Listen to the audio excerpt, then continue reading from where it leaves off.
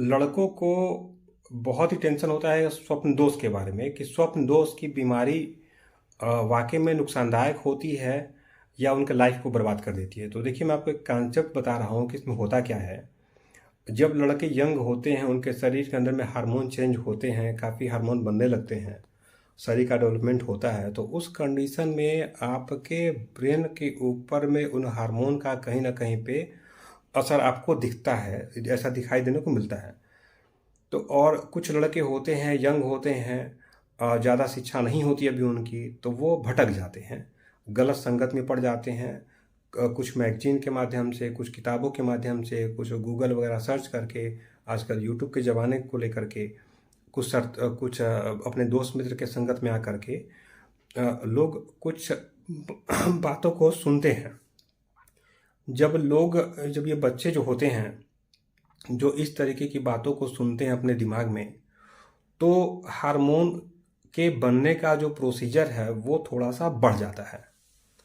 जब किसी भी हार्मोन के बनने का प्रोसीजर बढ़ेगा तो वो आपसे कोई ना कोई डिमांड करेगा।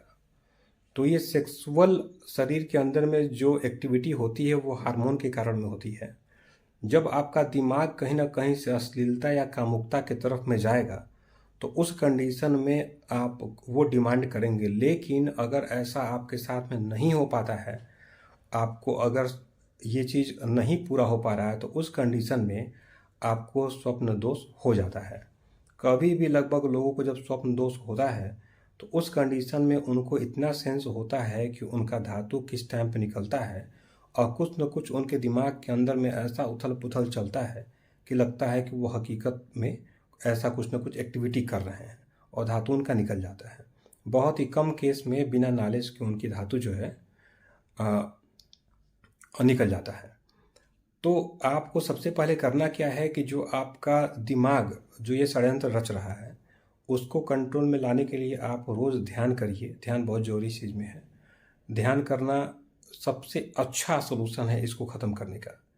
थोड़ा सा आप अध्यात्म के तरफ में जाइए, माइंड कंसंट्रेट इससे होगा आपका। और बेवजह में जो अश्लीलता वाली चीज़ें होती हैं, सुनना देखना, इसको आप बंद करिए, क्योंकि ये आपको 1 महीने में 4 बार, 8 बार, 10 बार भी स्वप्न दोष करा सकता है। और ऐसा नहीं, जो लोग कहते हैं कि इससे कोई नुकसान नहीं है, तो गलतफहमी, इस चीज़ को आप बिल्कुल छोड़ दीजिए। नुकसान है और बहुत ब्लंडर नुकसान है। हस्त मैथुन और स्वप्न दोष के नुकसान जो हैं बस 19-20 वाले हैं। नुकसान ये होता है कि जो चीज़ आपके शरीर को नरिशमेंट करती है इस उम्र के पड़ाव में, अगर वो शरीर से बाहर बार बार निकलेगा तो आपको कमजोरी, थकान, आलस और पूरे शरीर का ग्रोथ डेवलपमेंट जो है, आपकी जो नींव रखी जा रही है, जो आपका शरीर का डेवलपमेंट हो रहा है, वो सही तरीके से नहीं हो पाएगा। तो इसका परिणाम उन लोगों को देखने को तब मिलता है जो लोग नहीं मानते, जब उनकी उम्र 35-40 साल के आसपास हो जाती है तब। बाकी जब तक आप यंग हैं, आप कितना भी आप हस्त मैथुन या स्वप्न दोष की बात करेंगे तो आप देखेंगे कि उम्र जब लोगों की 15-17 साल से ऊपर की होती है और 25-30 साल तक तो उनको कोई दिक्कत होने वाली होती ही नहीं है, अगर खान पान ठीक हो तो कोशिश करें कि खान पान ठीक रखें और माइंड को कंसंट्रेट रखें। माइंड अगर कंसंट्रेट नहीं है आपका, तो उस कंडीशन में आप दवाई का उपयोग करें, जो दवाई आपको बेवजह में कहीं पे भटकने नहीं देगा आपके दिमाग को, और इस बीमारी को रोक के रख देगा पूरा अच्छा से।